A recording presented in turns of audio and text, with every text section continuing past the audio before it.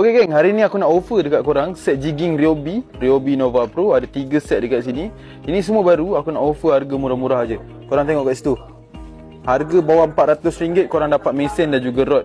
So yang pertama guys, kita ada Ryobi Nova Pro saiz 3000. Aku pairkan dengan Kyoto Blast Jigger.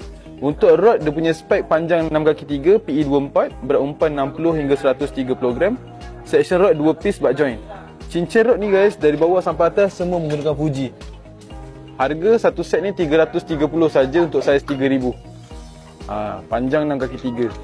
Tu yang pertama. Nova Pro ni okey guys. Ryobi.